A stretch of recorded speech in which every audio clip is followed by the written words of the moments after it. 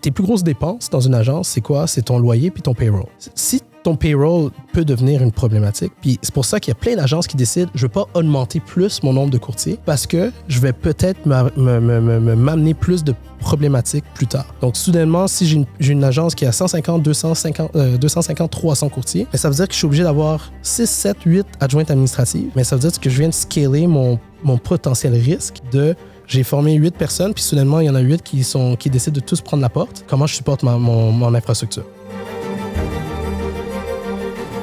L'industrie montréalaise, l'industrie québécoise est également capable de créer des événements de valeur, des événements qui sont capables d'ajouter pour l'industrie puis faire grandir l'industrie. Fait qu'on a tout intérêt à ce qu'un événement comme ça réussisse. Parce qu'à long terme, qu'est-ce que ça va faire? C'est que ça va peut-être ouvrir des opportunités pour, obviously, nous, notre organisation, mais ça peut également créer des opportunités pour d'autres organisations puis d'autres personnes qui vont se sentir inspirées de dire « Oh my gosh, c'est actually possible de faire un truc comme ça. »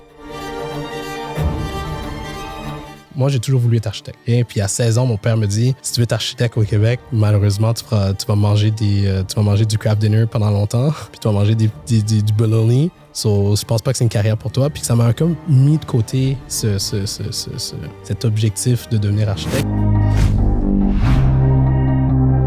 Le domaine du courtage est en constante évolution. Dans une ère technologique où le changement est presque assuré et inévitable, il faut plus que jamais rester à jour et s'adapter aux tendances innovatrices de notre domaine. Vous voulez apprendre des meilleurs courtiers hypothécaires et immobiliers du Québec? Vous voulez devenir un leader dans le courtage? Voici le podcast qu'il vous faut. Les courtiers du Québec avec Seroujane Kenishalingam. Let's go! Alright tout le monde, j'espère que vous allez bien. Les courtiers du Québec, un autre épisode. Aujourd'hui, j'ai la chance d'être ailleurs. On est au Palais des Congrès de Montréal, c'est pour ça que vous voyez que le décor est différent. J'ai un invité d'honneur aujourd'hui, j'ai Jeff Andy Clerget qui est mon partenaire pour l'événement qu'on va certainement discuter un peu plus tard. Jeff, comment tu vas? Merci, ça va bien, ça va toujours bien. Ça va toujours bien. Moi, je suis l'éternel positif qui ça va toujours bien. Ce que j'aime de toi, toujours orienté vers des solutions. Toujours. Présentement, on a plein de problèmes, donc... Il n'y a pas de problème, il y a juste des défis. Il y a des défis, et tu vois? Puis deuxiémement, tu t'appelles Monsieur Solution. Yeah. Je pense que je suis le Monsieur Solution par excellence. I'm kidding, bro. Okay, cut this. On recommence. Jeff, yes. Merci d'être là. Merci à toi. Merci à toi. Puis ça fait quoi, 2-3 ans qu'on se connaît. Ouais. Et je trouvais que tu es la personne parfaite pour participer, pour être partenaire de cet événement parce que c'est gros, là, qu'est-ce qu'on fait. C'est vraiment gros, qu'est-ce qu'on fait. C'est gros. Puis avant d'embarquer là-dessus, je tiens à te le dire, OK? Ça fait à peu près 4 ans que j'ai pris cette décision de faire le shift dans le monde de l'immobilier. Puis, je suis très, très, très analytique. Quand je pars à fond. On est très similaires là-dedans. Quand on a un objectif, on part à fond. Puis, très rapidement, je me suis dit, OK, il faut que je réussisse à qu'est-ce que je suis capable de faire ou ajouter comme valeur ajoutée. Puis, dans mes recherches, dans toute mon étude de marché, je suis tombé sur toi. Puis je pense pas que je te l'ai déjà dit. Fait que je me suis dit que j'allais en profiter d'en parler là. Je suis tombé sur toi parce que je viens du monde du média, je viens du monde de la création de contenu, production et tout. Et je trouvais ça tellement original que tu es un jeune qui a un fort intérêt qui a un fort intérêt obviously par son domaine, mais qui réussit à se démarquer de ce domaine en créant un podcast comme le tien. So, moi, j'ai vu tes premiers épisodes. Ouais. J'ai vu l'évolution dans les 3 dernières années. Fait que je te lève mon chapeau parce que c'est pas évident. Puis, qu'on aime pas, là, je mets au défi n'importe qui est dans son domaine, puis t'es rendu à combien d'épisodes en ce moment? On est à quoi, 85, 86? 85, 86. Je mets au défi de regarder combien il y a de professionnels, d'entrepreneurs qui ont 86 épisodes dans leur niche. Il n'y en a pas beaucoup. Au fait, il n'y en a pas. So, je te lève mon chapeau, mon frère. J'apprécie. J'apprécie, Jeff. Ça compte beaucoup pour moi. C'est beaucoup de travail. Donc, j'en doute pas, man. Des fois, on réfléchit pas à... Je réfléchis pas à ce que j'ai fait. J'avance, je vais tout droit. Puis des fois, c'est important de prendre le temps. Puis quand quelqu'un me le fait dire, c'est sûr que ça fait du bien. Mais je te dis, prends le temps. Prends le temps de prendre un step back. J'ai hâte de voir où est-ce que ça va s'en aller maintenant qu'on organise puis maintenant qu'on est partenaire dans l'événement. Ça aussi ça va être un nouveau chapitre qui va super être excitant pour nous, pour le Québec, puis ça va être dope. So, continue ce que tu fais puis j'apprécie. Ça va être méga gros l'événement. Ouais. J'ai très hâte de partager avec vous un peu notre expérience, comment on s'est rencontrés. Avant d'aller vers cet aspect, yes. Jeff, Tu viens du monde des médias, de la créativité, des arts et tout. Ça fait seulement 3 ans et demi que tu es dans l'immobilier. Ouais. Tu étais directeur général pour une agence immobilière, Royal Lepage. Yes. Tu viens dernièrement d'acquérir, félicitations pour ça, Merci. d'acquérir une agence immobilière, agence LP. Et là, tu fonces, tu as une grande équipe derrière toi. Alors, parle-moi un peu de toi, pourquoi tu es rentré dans l'immobilier, puis dis-moi un peu, qu'est-ce que tu as fait avant de rentrer dans l'immobilier, pourquoi tu as décidé de rentrer dans l'immobilier? So, j'ai quand même un parcours qui est quand même très éclectique, OK? Puis ça va, c'est en lien avec tous les intérêts que j'ai. Moi, je suis un passionné de tellement de choses, OK? Puis c'est ça qui est un peu difficile quand tu es trop passionné de plein de choses, ou du moins tu as trop d'intérêts, c'est que c'est difficile de trouver ta niche. Right? So, j'adore moi, je suis un ancien sportif. Fait que ma première job, je suis rentré dans le monde sportif, je suis rentré chez Reebok. Fait que ça a été comme une expérience incroyable. Puis par la suite, je suis rentré dans le monde des relations publiques, qui était spécialisé en architecture design. Puis tous ceux qui me connaissent, je suis un grand fan d'architecture design. Même que moi, j'ai toujours voulu être architecte.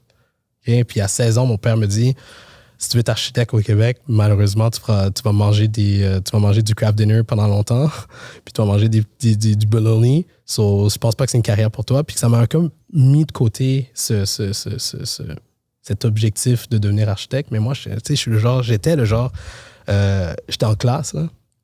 Puis j'étais correct en classe, mais j'étais pas capable d'écouter. Fait qu'est-ce qui me permettait d'écouter, c'est que moi, je dessinais directement sur mon bureau. Je faisais genre des dessins comme n'importe quoi, genre autant des plans de façade de bâtisse ou des mangas que je dessinais sur mon bureau. Puis mon but, c'était de faire le plus gros dessin possible jusqu'à temps qu'un de mes profs le découvre.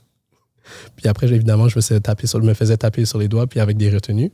Mais j'ai toujours eu ce gros côté artistique. Donc, un moment, j'étais comme, OK, mais je veux rentrer dans le monde du design, je veux rentrer dans le monde de l'architecture. Donc, c'est là que j'ai eu cette opportunité de rentrer dans une agence qui faisait des relations publiques spécialisées en architecture et design. Puis par la suite, je suis rentré dans une autre organisation. Puis c'est là que ça a commencé mon parcours événementiel en même temps. C'est que je suis rentré pour une organisation qui s'appelle Agence PID, qui, à l'époque, s'occupait qui avait 3 volets. Qui avait le volet magazine, que j'étais rendu chargé de contenu pour le magazine. Fait qu'on faisait la promotion du design, la promotion de l'architecture au Québec, mais également à l'international. Fait que je me promenais de trade show un peu partout. Fait que j'ai vécu énormément, mais j'ai surtout beaucoup appris. Et on faisait également la promotion du salon de design. Fait que c'est eux qui étaient derrière. Fait que là, t'as 300 exposants, t'es à la place Bonaventure, t'as 1500, t'as 15 000 personnes qui rentrent en 3 jours de congrès. Organisation vraiment malade, une grosse production. Puis moi, je suis rentré là, j'ai fait 2 éditions, c'était fantastique.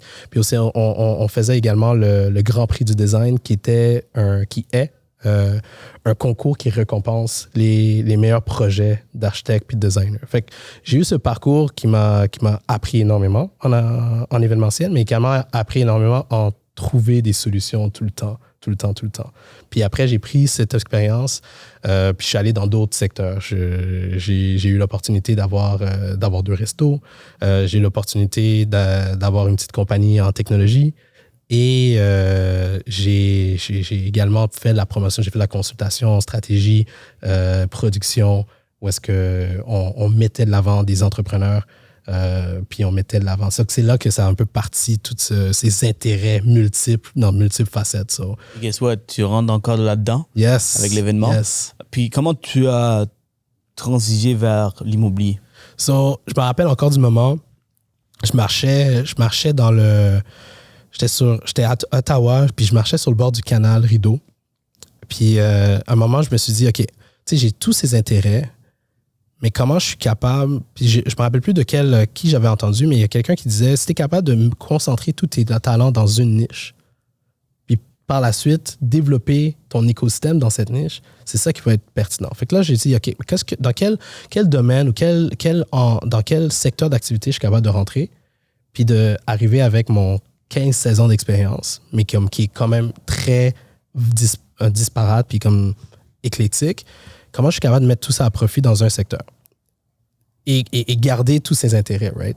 So, fait que là, je marchais, puis là, j'ai fait, you know what? Puis là, je commençais à faire cette analyse. Et le secteur de l'immobilier, pour moi, je me suis dit, oh, il y a quelque chose à faire là. Parce que c'est un secteur qui est relativement archaïque dans la manière de. Je pense dans les dernières 2 ans, surtout à post-COVID, il y a beaucoup de choses qui se sont développées. Mais j'ai ciblé le secteur, puis j'ai dit, il y a quelque chose à faire. J'ai certainement une opportunité pour bâtir un écosystème qui peut être solide, qui peut être pertinent, puis qui surtout peut faire avancer l'industrie.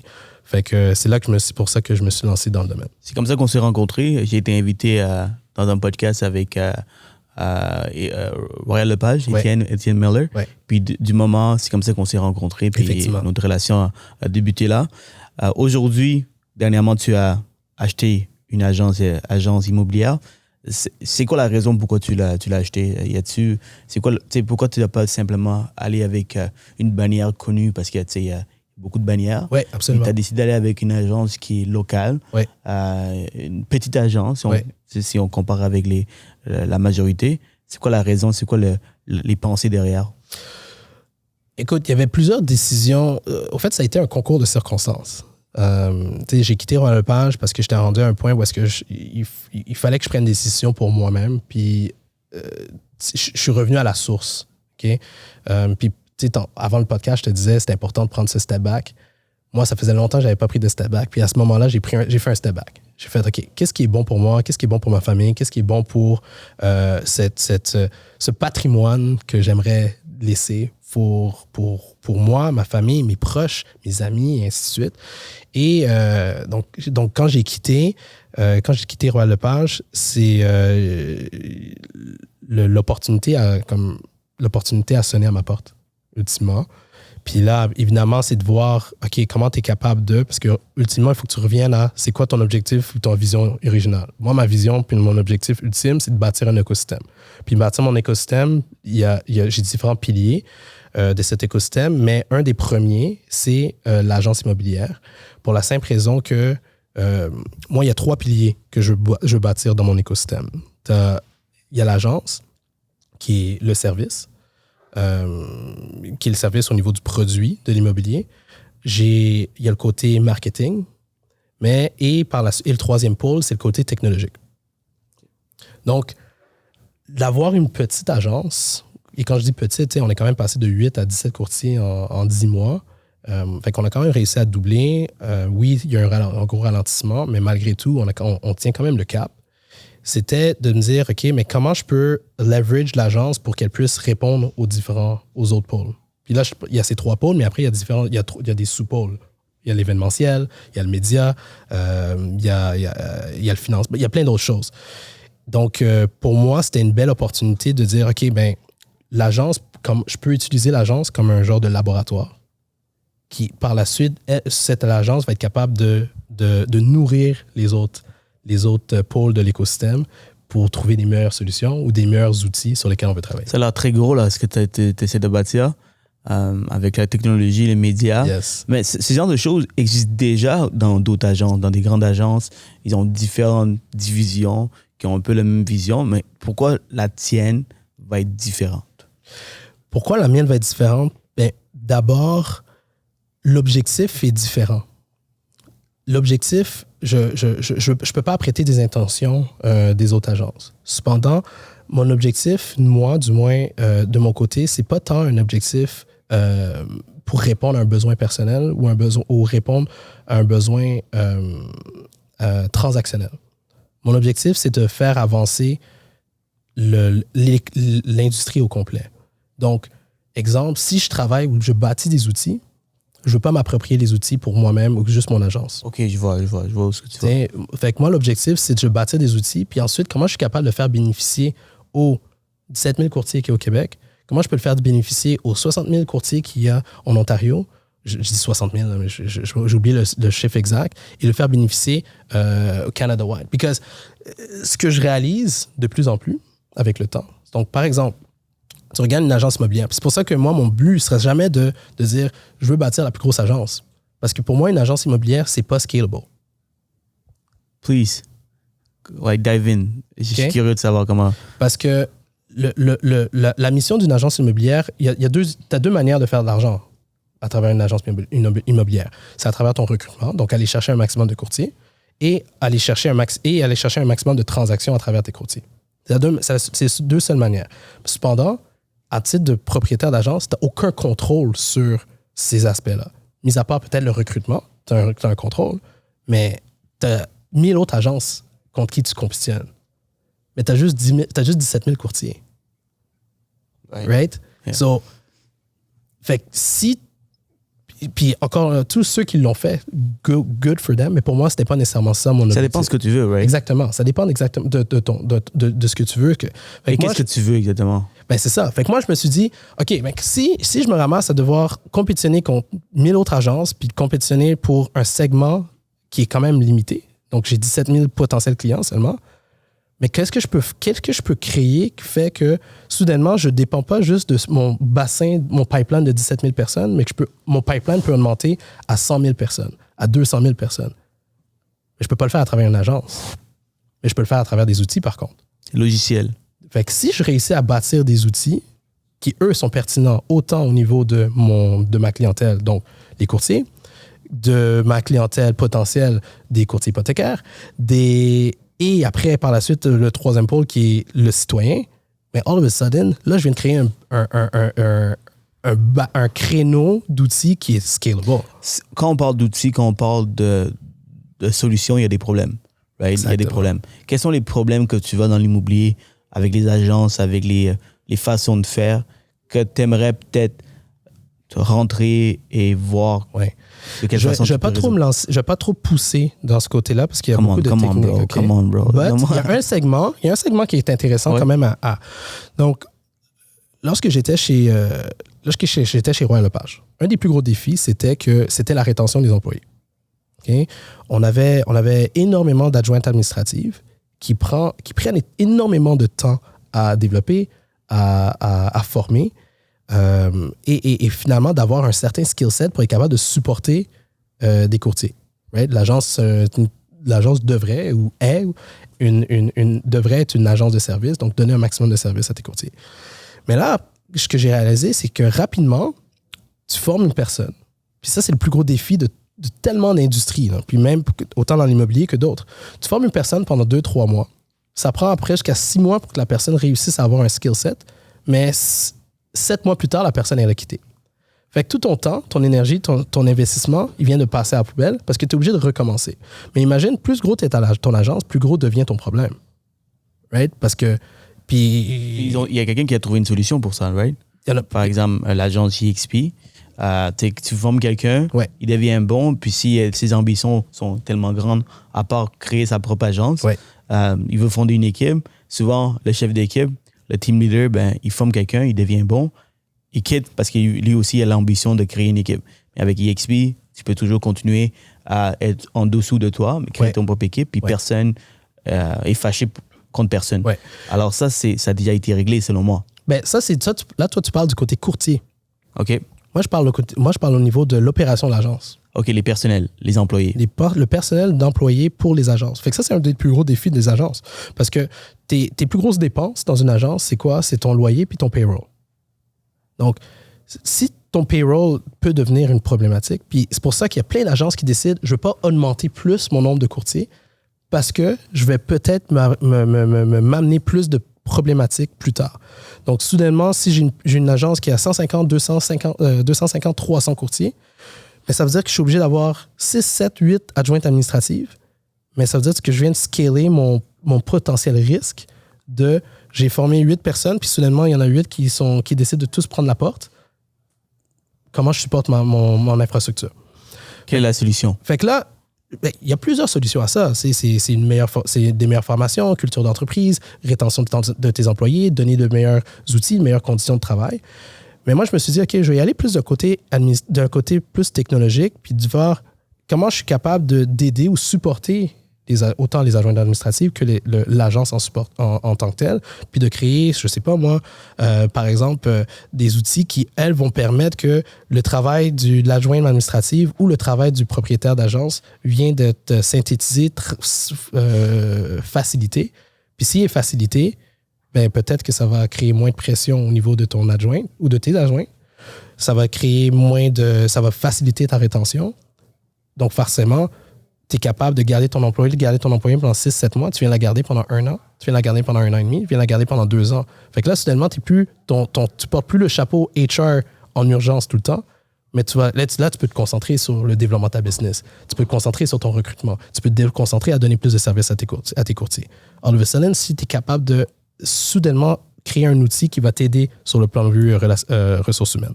Est-ce qu'on parle de l'intelligence artificielle dedans? Absolument. Est-ce qu'on parle de l'automatisation? C'est un mélange des deux. OK. C'est un mélange des deux. Il y a beaucoup d'actions qui sont répétitives. Donne-moi un exemple concret que, boum, ça pourrait être parti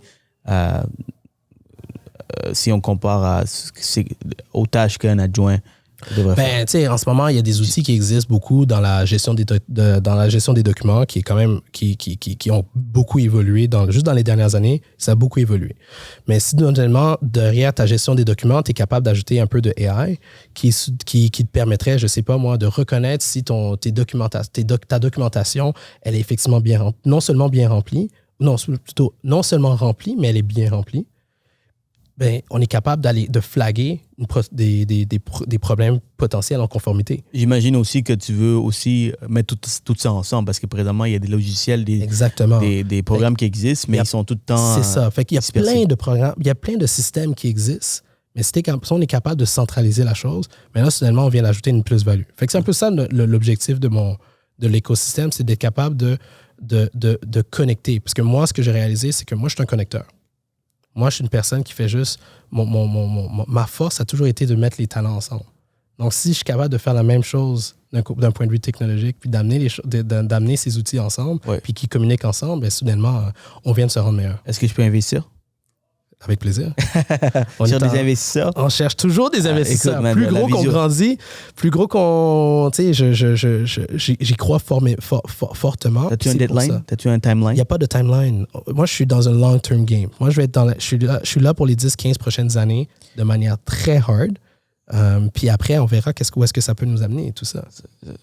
10-15 ans, hein? Je vais avoir peut-être 45. J'aimerais ça être riche à 35. Donc, il me reste 5 ans. Est-ce que tu peux être capable de réaliser dans 5 ans? On a un timeline de lancer nos premiers produits on parle de 18 à 24 mois. J'aimerais ça plus tôt, mais on parle de 18 à 24 mois. Puis, on a comme 3 produits qu'on veut lancer puis qu'on va tester pendant cette période-là. Ouais. On réussit à trouver notre MVP, puis après, on scale it up. That's amazing. C'est quelque chose que j'ai rapidement analysé de toi, reconnu de toi, c'est que tu es visionnaire, tu vises grand. Et ça, c'est des atouts que j'aime avoir autour de moi. Autant, je suis une personne comme ça, mais je veux aussi du monde qui vise grand parce que des fois, quand les gens autour de toi ne visent pas aussi grand, ils vont soit t'arrêter, te freiner, te ralentir.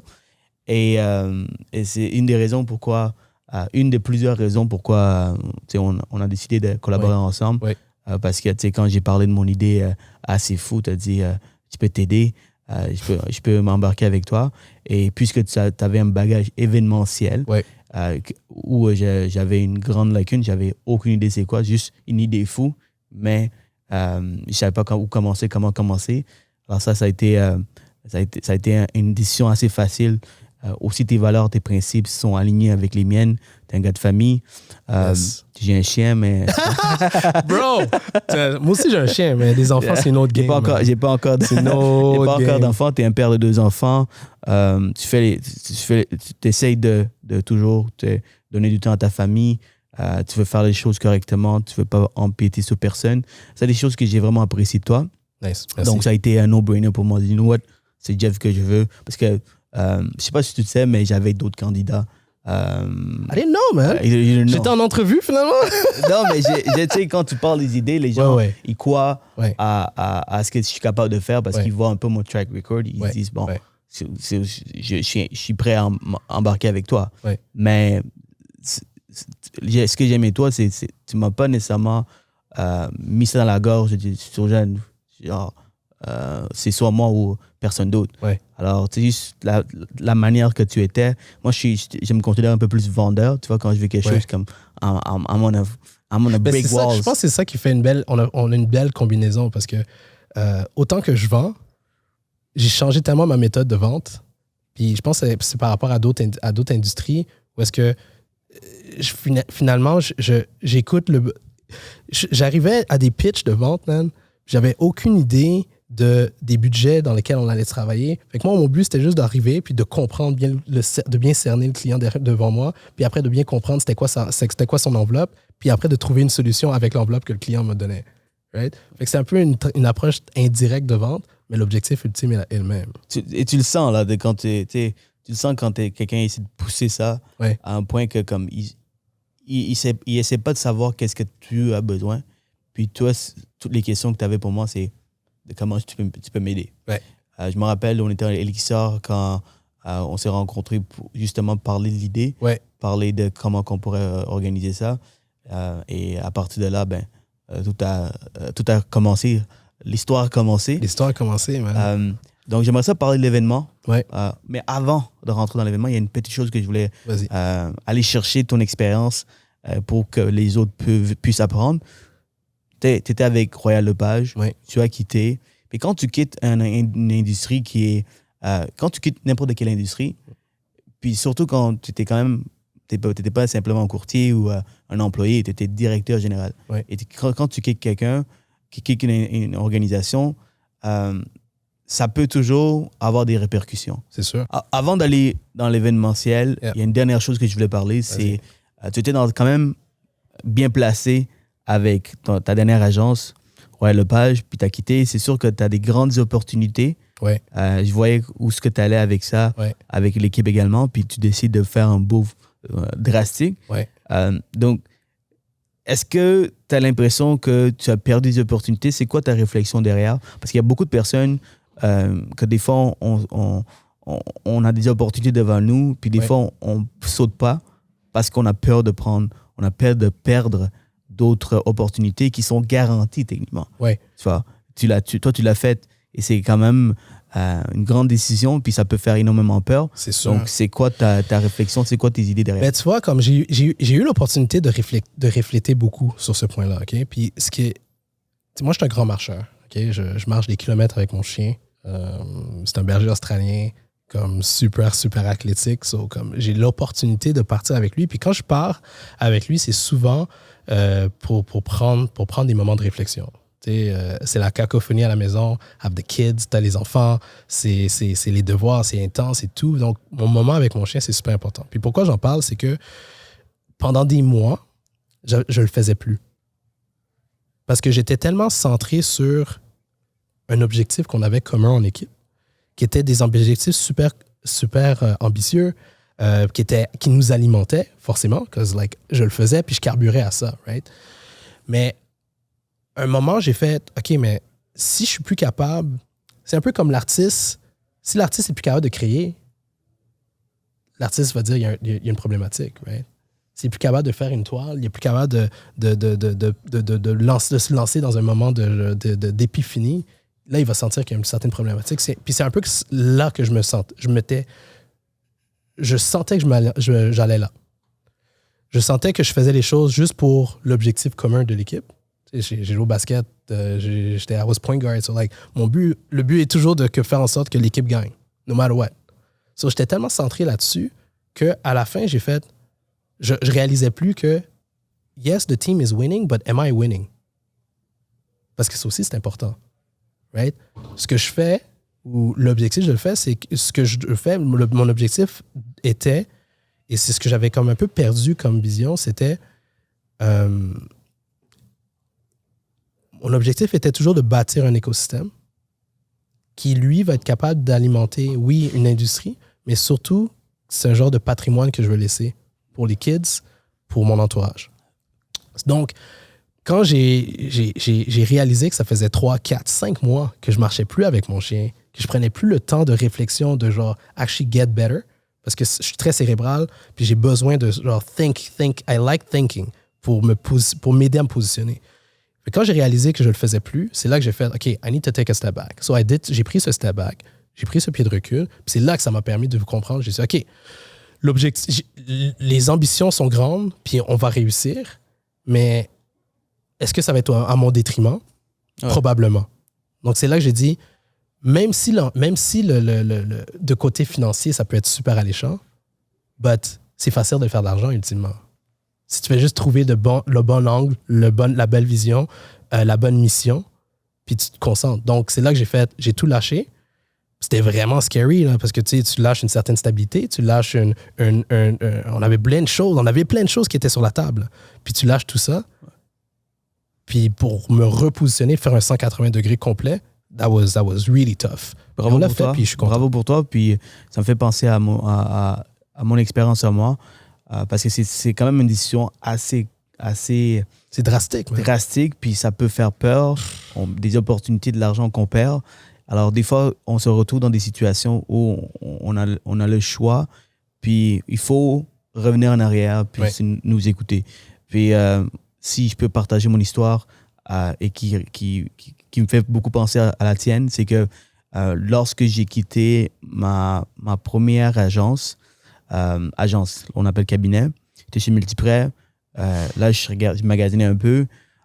Puis là, il y a une grande cabinet que je nommerai pas leur nom qui m'ont approché.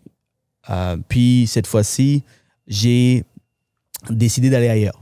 Right? Donc, pourtant, il y avait beaucoup d'opportunités. J'ai quand même décidé d'aller ailleurs. Pourquoi j'ai décidé d'aller ailleurs? C'est parce que le cabinet qui m'ont approché, ils m'ont dit, Sirojane, tu vas drive une nouvelle équipe qu'on va fonder simplement parce que tu as une spécialité et tu vas être le directeur de cette équipe.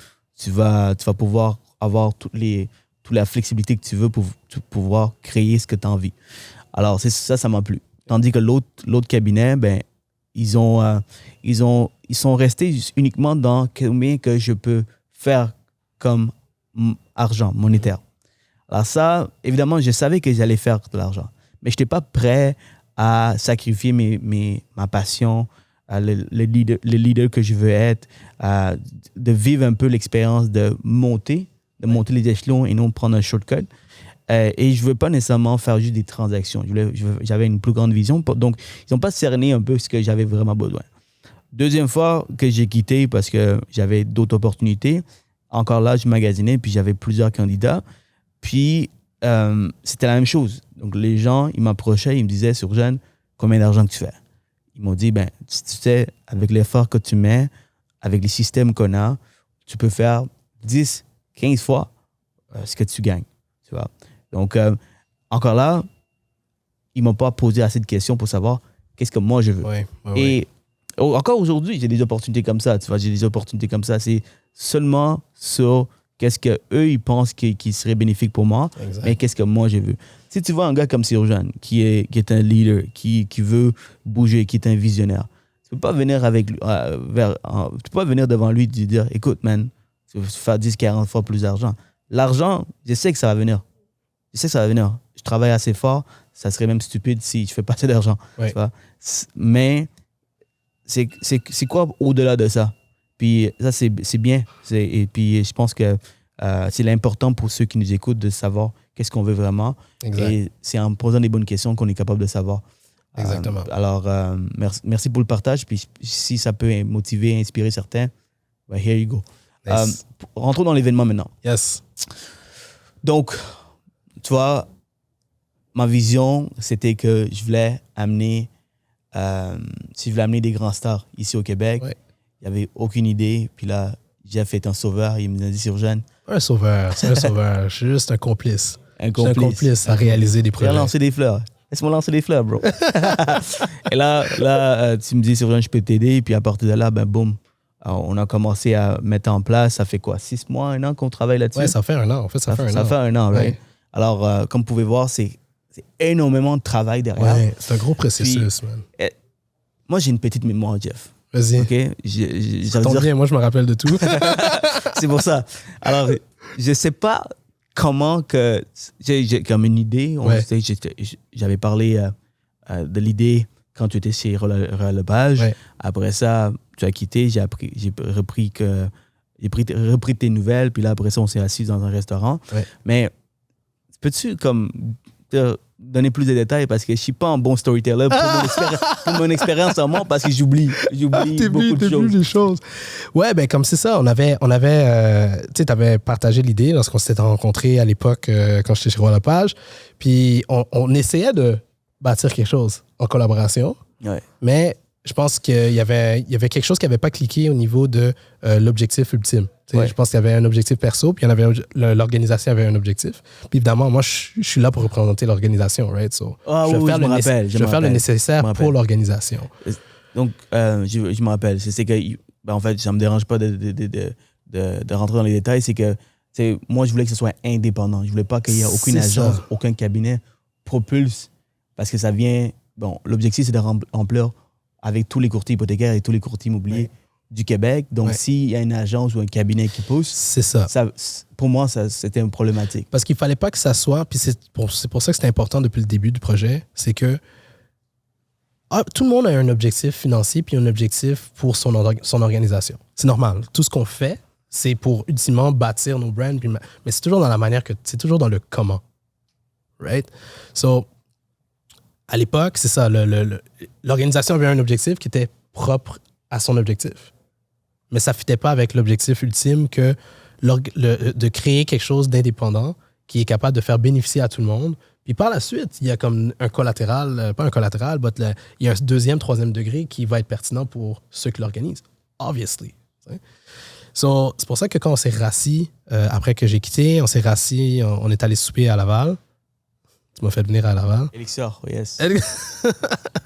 So, on a soupé, puis et là, tu m'as dit, tu sais, est-ce que ton objectif, c'est de mettre à l'avant ton... Parce qu'en ce moment-là, j'étais pendant l'acquisition. Puis j'avais dit, non, mon but, c'est pas de mettre de l'avant mon agence. Du tout. Moi, je veux être la personne qui va coproduire, qui va co-organiser, mais surtout qui va produire l'événement pour s'assurer que ça soit une réussite. Parce que je crois fondamentalement qu'un événement comme celui-ci c'est autant que ça va amener énormément de valeur, puis on va en parler là, tantôt au niveau des courtiers, puis pas des courtiers, mais des invités, des conférenciers qui vont être là. Mais je pense que, puis c'est récemment que j'ai fait cette réalisation, c'est un genre de statement pour l'industrie, mais également le Montréal puis le Québec. Puis, tu sais, on a tous un pouvoir... Je pense vraiment qu'on a tous un pouvoir économique. Genre, ça, j'en parle beaucoup dans mon parcours. Toi, tu es un amateur de café. Ben, si tu peux supporter un café local, mais tu vas faire en sorte que le café du gars qui est juste en face de ton bureau, ben, sa business va perdurer dans le temps. Right? C'est un entrepreneur comme toi, comme moi. Fait que si on est capable de le supporter versus la grosse chaîne, ben, notre dollar, soudainement, peut avoir une importance fondamentale. Puis je pense que c'est la même chose pour un événement, que ce soit le nôtre ou d'autres. C'est ça qui peut... c'est un genre de statement qu'on peut faire. C'est que nous aussi, on est capable. Et quand je parle de nous, l'industrie montréalaise, l'industrie québécoise est également capable de créer des événements de valeur, des événements qui sont capables d'ajouter pour l'industrie puis faire grandir l'industrie. So, fait qu'on a tout intérêt à ce qu'un événement comme ça réussisse. Absolument. Parce qu'à long terme, qu'est-ce que ça va faire? C'est que ça va peut-être ouvrir des opportunités pour, obviously, nous, notre organisation, mais ça peut également créer des opportunités pour d'autres organisations puis d'autres personnes qui vont se sentir inspirées de dire « Oh my gosh, c'est actually possible de faire un truc comme ça avec les moyens qu'on a, mais tout ce que j'ai à faire, c'est de mettre les bonnes personnes autour de la table. C'est faisable. Sky is the freaking limit. » L'idée était là. Il n'y avait aucune idée. Jeff est venu dans le décor, puis boum, on est en train de, à peine 3 mois, ça va se réaliser. C'est fou, hein? C'est crazy. Puis, tu sais, je sais pas si... Je sais que je voulais des grands stars dans le monde de l'immobilier. Ouais. Ryan est venu out of the blue. Ouais. Parce que j'étais aux États-Unis. Puis, quand je t'ai donné la nouvelle, moi, si je suis comme... Quand j'apprends une nouvelle, je suis excité pour comme quelques secondes, puis je suis comme « What's next? Ouais. » C'est ma façon d'être. Ouais. T'étais excité, puis t'étais comme excité, mais pas excité en même temps. Ouais, comment t'as pris la nouvelle quand j'ai dit qu'on pouvait avoir Ryan? So, quand tu m'as dit ça, c'est sûr que j'étais super excité.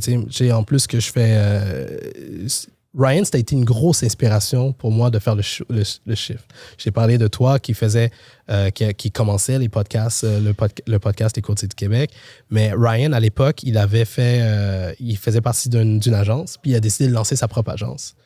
Puis, et je me rappelle encore, je parlais à ma femme, puis je lui disais, OK, chérie, finalement, il y a quelqu'un dans l'industrie qui a compris que sa business est une business de médias et non une business de transactions.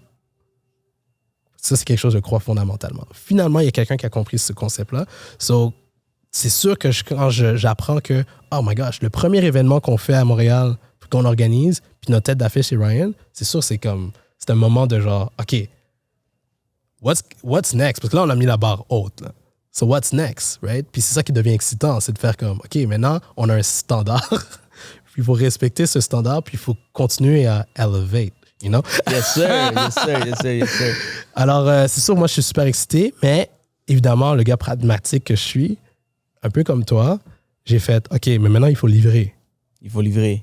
Tu sais, puis livrer, c'est pas évident, man. Puis ici, tu sais, ça va être... on va raconter, on va montrer, on va choquer c'est quoi le background de créer un événement comme celui-ci, parce qu'il y a tellement de détails. Puis je tiens à le mentionner, notre équipe de coordination, More Événements, qui nous aide énormément. Marie et Myra, shout out à vous. C'est assez fantastique, l'équipe qu'on a réussi à bâtir autour de ça. But c'est super excitant. Les conférenciers sont super excitants. Mais la production de cet événement est vraiment quelque chose. Merci encore, comme Jeff a mentionné, à More Event, Marie et Mira. Honnêtement, sans eux, on ne serait pas où ce qu'on est en ce moment. Ouais.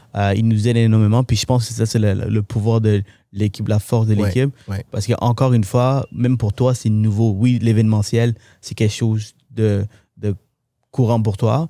Mais de cette ampleur, c'est la première fois. Donc, c'est ça, une journée de conférence. Organiser un congrès, ouais. Limite, c'est... Je ne vais pas dire plus facile, mais ça amène d'autres complexités. Ouais. Mais organiser une journée complète d'événements, puis c'est pas juste l'organisation, parce qu'en fait, le côté organiser l'événement, c'est le côté facile. Comme tu vas voir, puis tu vas le voir, tu vas le ressentir, man. Ouais. Le stress que tu vas vivre, man, prends 2 semaines off après. Ah, moi, je pars en voyage après. OK. Ben, tu fais bien. Puis moi aussi, on risque de partir. J'annonce tout de suite à ma femme. On va partir. C'est sûr qu'on part. On part. En plus, dans 2 semaines après, on tombe la semaine de relâche. C'est sûr.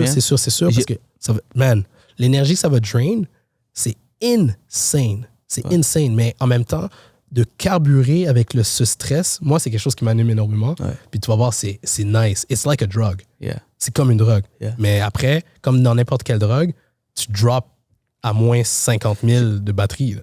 Je suis en amour avec le processus. J'aime tous les défis qu'on a en ce moment. Ouais. On a toujours des nouveaux défis, comme tu dis.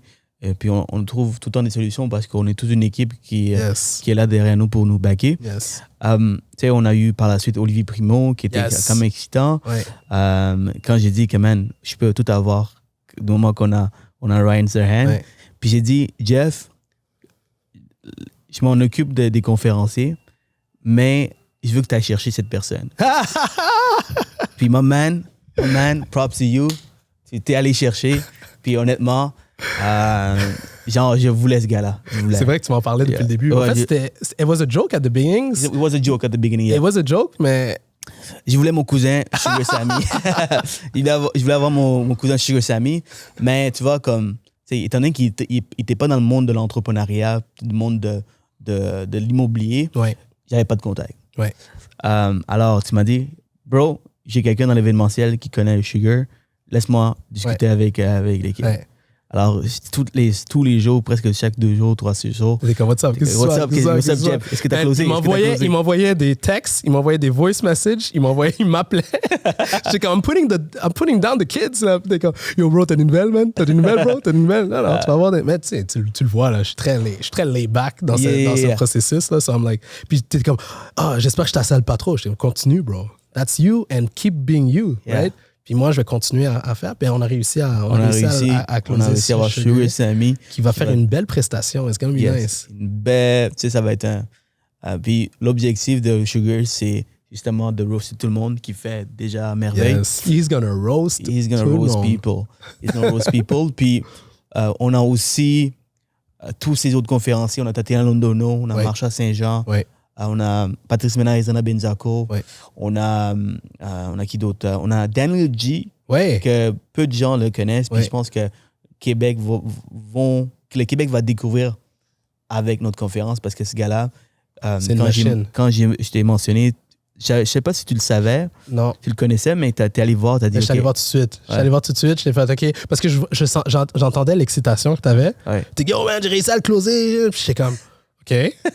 Puis, again, moi, le pragmatique qui fait comme, OK, on s'excite pas trop. Ouais. Là, je suis allé voir. Ouais. Parce que tout de suite, j'étais comme, OK, on va le closer, c'est bon. Mais après, il faut comme organiser une journée complète avec mettre les morceaux dans le truc. Puis là, j'étais comme, on va se calmer, bro. Est-ce que Il faut qu'on se calme. t'avais-tu l'impression que comme que je faisais trop, comme j'approchais de plein de monde dans Mais les je pense que conférenciers? c'est propre à toi, OK? Ouais. Tu peux partir dans tous les sens. What do you mean? What do you mean? Tu sais, t'as l'idée, puis t'es comme, OK, là, tu commences à shoot de tous les côtés. Mais Ouais. comme dans n'importe quoi, il faut comme, Ouais. il faut qu'on se centralise. Mais c'est pour ça que c'est important. Tu sais, les morceaux que les joueurs, les acteurs autour de la table sont super importants. On a besoin de gars comme toi, qui a aucune sky's the limit. Puis j'ai senti un mindset switch au moment qu'on a eu Ryan. Ça, je l'ai senti tout de suite. OK? Il y a eu une confiance dans genre le produit, puis dans le projet. Puis ça a été fantastique parce que ça a amené à un autre niveau. Puis ensuite, t'as moi qui contrôle le funnel. Puis après, t'as l'équipe en arrière qui exécute, ou du moins qui réussit à mettre les morceaux, puis de faire avancer le projet. Fait que je pense que c'est pour ça que on réussit bien. Man. Puis aussi, je trouve que... Parce que t'entends pas l'arrière-scène de que, oh my God, man, guys, on est shooté de partout les bords, puis comment qu'on organise? Mais that's aussi why I'm quelque here, chose que guys. j'apprécie vraiment, puis je pense que je l'ai jamais dit, c'est que tu sais, j'aime pas quand on m'arrête. Ouais. Tu comprends? J'aime pas quand on Je me sais, dit... j'ai remarqué. J'aime pas quand j'ai des idées les plus folles, Ouais. puis qu'on me dit, Surjane, faut que tu réfléchis. Ouais. Quelle direction tu pourrais prendre? Ouais. Toi, man, tu me laissais comme dans... Ouais. Tu veux pas, on est partner là-dedans, Ouais. t'as un mot à dire là-dedans, puis je respecte le mot. Mais ce que j'adore de toi, c'est que, man, j'ai comme... Tout ce que je te propose, t'es Ouais. comme, let's go. Ouais. Puis j'essaie que tu calcules derrière, puis Oui. quand tu m'amènes, quand tu Oui. reviens par la suite, tu, Ouais. tu me dis, c'est aux jeunes, OK, peut-être que tu devrais regarder autrement. Ouais. Mais c'est réfléchi, puis c'est calculé, puis ce côté-là, je l'ai, mais pas aussi peaufiné que toi. Ouais. Alors, parce que tu m'amènes les stats, j'étais comme, OK, make sense. OK, on annule Ouais. ça, on fait de notre C'est vrai que façon. c'est facile de ce Ouais. côté-là. Ouais. Parce que, tu sais, quand on me dit, ça serait pas bon, pourquoi ça serait pas bon? Ouais. Dis-moi les stats, Ouais. dis-moi pourquoi, Ouais. dis-moi les facts. Si tu me dis rien, t'as juste peur, ben moi, ça compte plus. Mais je sais, moi, je pense que c'est pour ça qu'un événement peut... En fait, tout événement ou tout projet dans lequel on s'embarque, si tu y vas à fond, on va réussir. Fait que c'est pour ça que quand je te vois aller, puis depuis le début, très rapidement, on s'est entendu là-dessus, c'est allons-y, puis je vais être prêt, je vais trouver la manière et la solution d'organiser n'importe quoi. Même si je ne sais pas, je n'ai jamais fait, I'm going to figure it out. Fait que shoot me ces défis-là, I'm going to figure it out.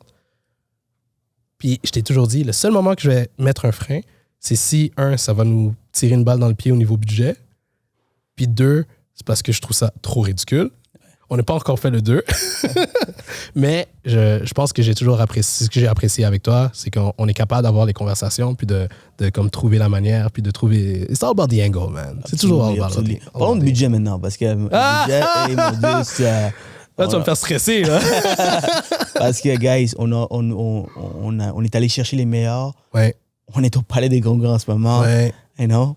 Alors, quand on parle de budget, ça n'a rien à voir avec qu'est-ce qui se passe ici à Montréal. Sans enlever à personne, mais Ryan, on ne va pas se cacher, il est dispendieux. Oui. Hein? On peut dire 6 chiffres. C'est dans le 6 chiffres. Dans les 6 chiffres. Alors, veux pas, c'est énormément Ouais. d'argent Ouais.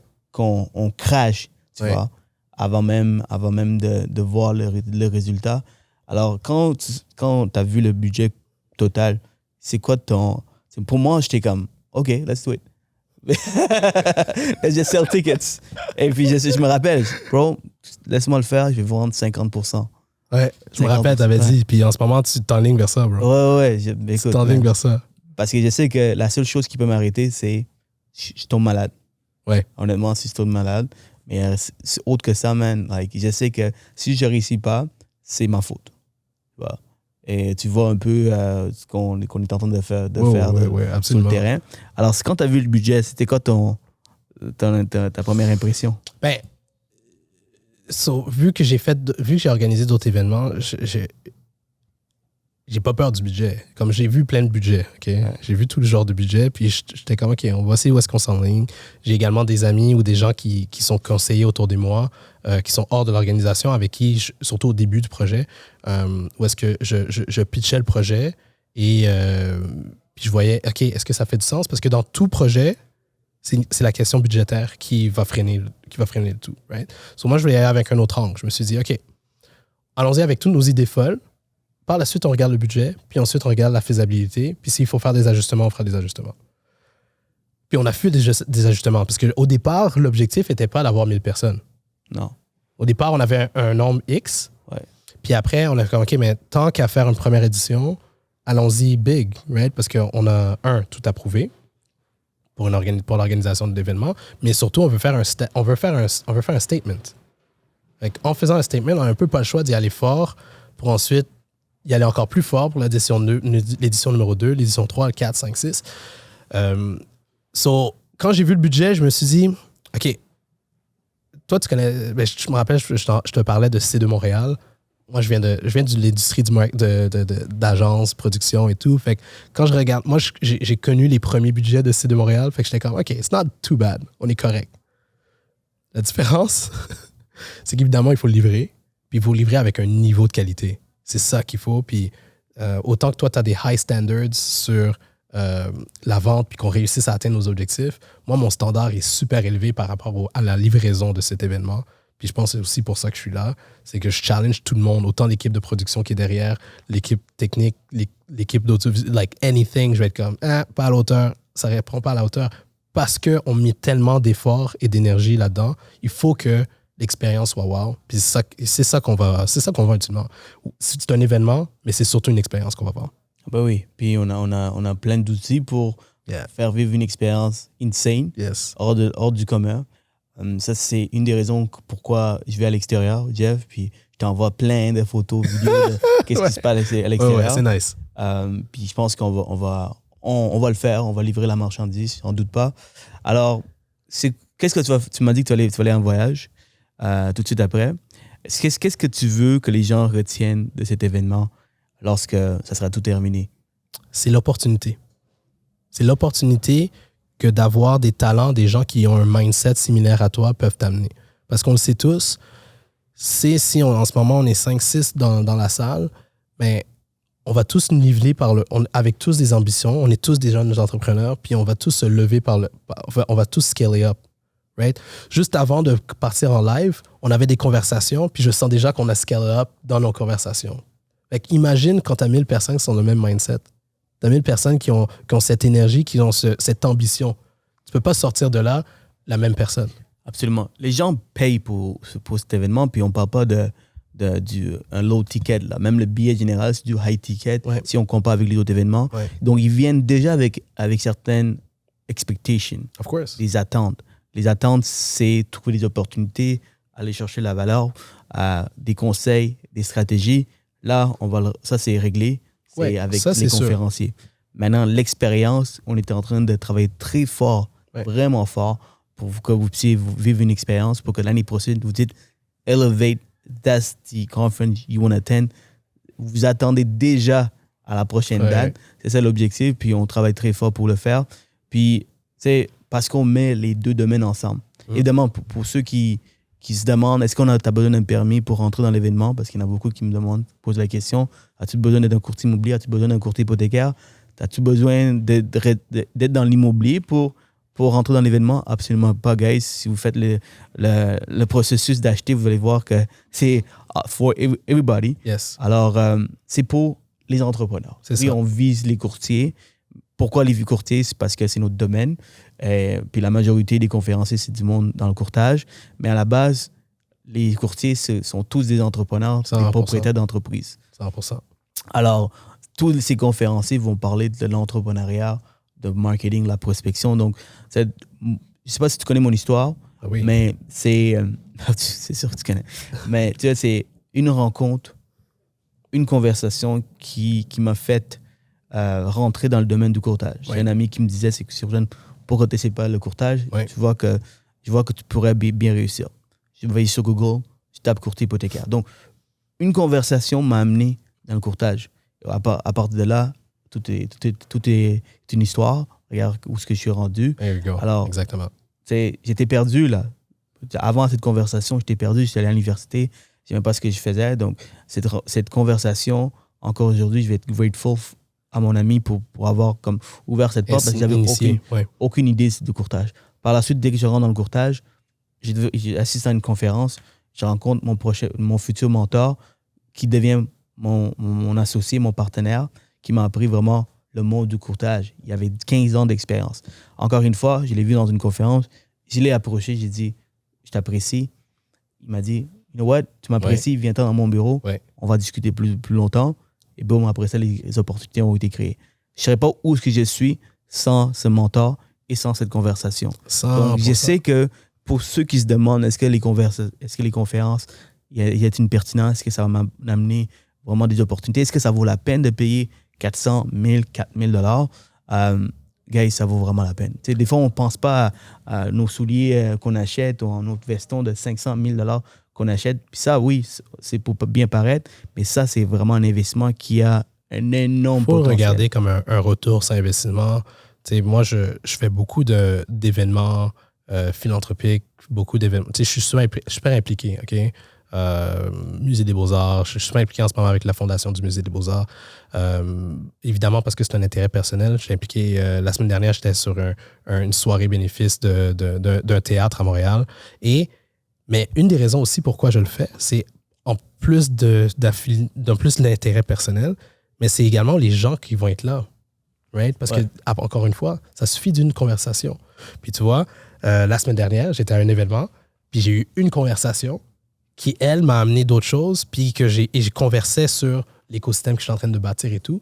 Puis maintenant, on est en train de mettre en place... Et lui, c'est une personne qui met des écosystèmes en place depuis des années. Puis là, tout de suite, il m'a dit, Jeff, je ne sais pas pourquoi, ce soir, tu as été le seul qui est venu m'approcher. Et j'ai adoré ton approche. On est allé souper. Une conversation qui était supposée durer 45 minutes a duré comme 3h30.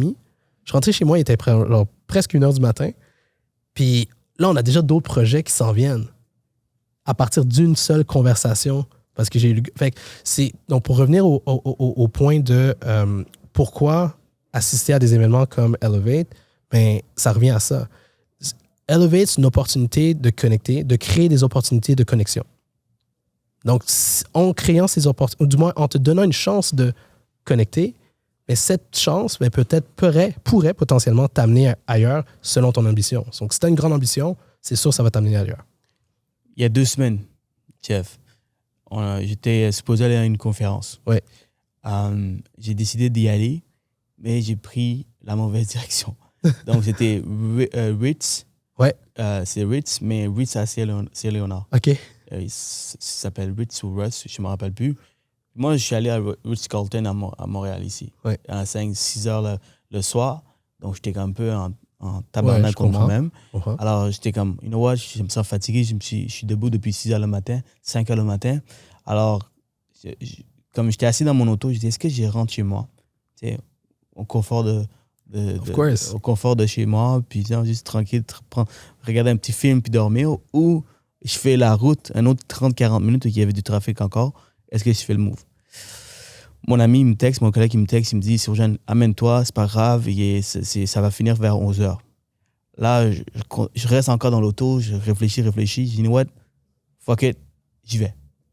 Honnêtement, parce que je suis allé, les opportunités que j'ai créées, parce que évidemment, là, les gens commencent à me connaître qui je suis dans l'immobilier, les conversations étaient plus faciles à avoir. Ouais. Il y a des mondes qui sont venus me parler, il y a des opportunités que j'ai créées, un podcast que j'ai booké. J'ai vu le président de l'organisation. Je suis allé discuter avec lui, puis là, on a des projets ensemble, juste parce que j'ai décidé De faire l'action. de passer à l'action puis d'assister à cette conférence. Donc, honnêtement, qu'est-ce que vous devez faire, c'est vraiment prendre des actions puis vivre le moment et avoir des conversations. Parce que tout le monde avoir le même mindset. Ces gens-là, ils payent pour apprendre puis aussi grandir, aussi connecter. Donc, ils sont tous ouverts. Absolument. C'est comme un Tinder qui sont tous ouverts à des relations. Maintenant, comment tu vas approcher? Ben, c'est drôle parce qu'il y a quelqu'un qui m'a DM, qui m'a dit est-ce que j'ai l'autorisation de converser avec les gens puis de filmer des témoignages? Là, je lui ai dit écoute, si tu le fais pas, ça veut dire qu'on a échoué. Nice. Tu sais, parce que c'est l'objectif ultime. Tu n'auras jamais besoin de me poser l'autorisation, même que je te demande de me revenir avec le feedback. Reviens-moi avec le feedback pour que nous, on puisse arriver à dire, all right, on a fait ta première édition, qu'est-ce qu'on est capable de faire pour la deuxième, la troisième, la quatrième, pour justement nous améliorer puis nous amener à un autre niveau. Puis même la personne était comme, mais non, je suis sûr que ça va être bien. Yes, ça va être bien, mais on peut toujours scale up. Absolutely. Right? Absolutely. Puis c'est ça l'objectif. So, en tout cas, on a super hâte. Pour finir ça en beauté, Jeff, yes, sir. Dans 5 ans, où est-ce que tu te vois? Dans 5 ans, c'est d'avoir solidifié l'écosystème que je veux mettre en place, d'être un acteur de changement pour l'industrie, mais surtout d'être capable d'être fier de ce que je réalise puis être capable de partager au maximum. Si on devait reculer dans le temps et de parler au jeune Jeff, yes. et tu devais donner un conseil ou 2 conseils pour peut-être avancer plus rapidement, si c'est ça l'objectif, ou pour être plus heureux, pour avoir une meilleure balance, peu importe ton objectif. Selon ton objectif, ce serait quoi comme conseil que tu le donnerais? Il est simple, c'est fais confiance à ton intuition. OK. Follow ton intuition, puis elle va te donner... Parce que tu ne l'as pas fait assez? Non, parce que c'est exactement ce que j'ai fait. Puis à chaque fois que j'ai pas réussi, ou à chaque fois pas réussi, à chaque fois que j'ai pas réussi selon mon objectif, c'est parce que je m'écoutais pas. OK. Donc, c'est juste solidifier cette... Solidifier quelque chose que tu as déjà. OK. Maintenant, j'ai vu dans un podcast mon ami le faire, puis je trouvais ça vraiment intéressant. Vas-y. Shout out à Sébastien Soprano. Yeah. Il m'a fait parler devant la caméra. OK. Il m'a dit, Surjan, parle à toi-même dans 10 ans. OK? Where are you going to be? All right? Where are you going to be? Parle à toi-même. Ouais. Et je me rappelle, j'ai regardé, il y a 10 ans, j'ai fait une vidéo où je suis dans un chiffre comme agent de sécurité. Ouais. Et je parle à moi-même. C'est une vidéo pour moi, mais comme je l'avais dans mon téléphone, je l'ai quand même partagé avec tout le monde. Et les gens étaient quand même impressionnés par comme tout mon parcours. Puis dans mon téléphone, je suis comme, c'est aux jeunes. Like, I know it's tough time right now. Yeah. Like, I'm broke. Like, my car is broke. I need money. I don't have enough hours. I know you're going to make it. You're meant to do great things. Hours. Et j'ai écouté, puis ça m'a donné beaucoup de frissons. Ouais. Alors, j'aimerais ça que tu parles à toi-même. Ah, seriously? Seriously? That wasn't part of the script. Let's go. Parle à toi-même dans 10 ans. Parce que j'aimerais ça que tu reviens dans 10 ans et tu écoutes cette podcast. Puis shit. Like, je me suis écouté. Ouais. Mais ça, c'est le Jeff d'aujourd'hui. Ouais. Qu'est-ce que tu donnerais comme conseil pour ton Jeff de 10 ans? That's a tough one. Oh. Pour vrai, quand Seb il m'a dit ça, man, j'étais comme bouleversé. Mais au fait, c'est la même. Ça reflète beaucoup à qu'est-ce que je crois. Là, tu parles à toi-même. Ouais, c'est vrai. So, tu as des croyances depuis très longtemps, tu as des croyances, puis tu veux solidifier ces croyances. Je parle beaucoup d'intuition, je parle beaucoup de choses de s'écouter soi-même, puis de prendre un step back. Puis je crois que ça va être important de continuer à le solidifier parce que c'est tough d'être à contre-courant. Okay? Puis ça, c'est mon défi. Ça, c'est mon plus gros défi à tous les jours. À chaque jour, je me dis, je pourrais faire comme les autres, puis ça serait tellement plus facile. Je pourrais prendre une voie que quelqu'un a déjà pris, puis ce serait tellement facile. Mais je crois fondamentalement qu'aujourd'hui, on a une voie puis on a une direction. Fait que je vais continuer à perdurer dans cette direction pour qu'on puisse se rencontrer dans 10 ans puis de voir comment on a actually progressé.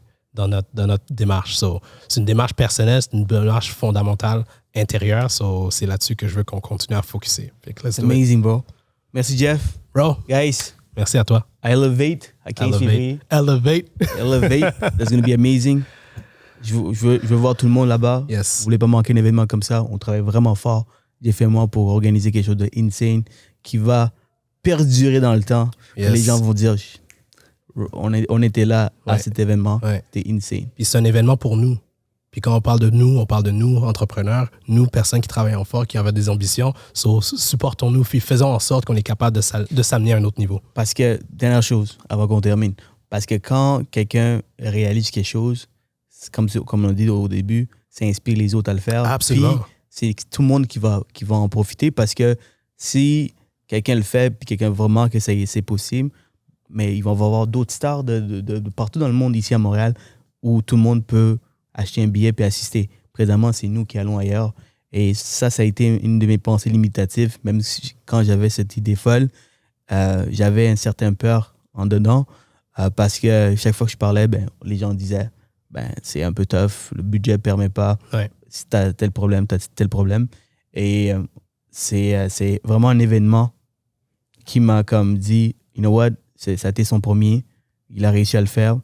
Il a ramassé 600 personnes dans la même salle pour la première fois. Donc, nous aussi, on est capable de le faire. Je suis capable de le faire. Puis, boum. Donc, ça prend juste une personne pour changer quelqu'un. Absolument. Alors, let's go, guys. À la prochaine. Puis, Jeff, si quelqu'un veut contacter, est-ce que tu prends du monde dans ton équipe? On prend toujours du monde dans l'équipe. On grandit, on continue à grandir. Il y a des moves qui s'en viennent dans les prochains mois qui vont permettre encore de grandir encore plus haut. En fait, on fait un move qui risque de scale up notre business probablement like 10x. Non seulement il prend des nouvelles personnes dans son équipe, mais il cherche des investisseurs aussi, parce que... Toujours. Les projets, ça se paye pas tout seul. les talents, si vous êtes capable de remarquer, même si vous avez une lacune sur certaines choses, c'est d'investir sur ces talents. Ah, absolument. Alors, c'est pour ça que j'ai investi sur Jeff. Jeff a investi sur moi, parce qu'il sait que on a des grandes opportunités. Yeah. Donc, parlez avec Jeff si vous voulez faire partir de l'histoire. Toujours ouvert. Right, merci tout le monde. Bye bye. Peace. Alright tout le monde, j'espère que vous avez apprécié l'épisode. Pour plus de contenu, cliquez la vidéo ici ou ici. Et surtout, guys, si vous voulez me remercier, n'oubliez pas de commenter, liker, partager et surtout abonnez-vous à ma page pour que j'amène encore plus de contenu uniquement pour vous.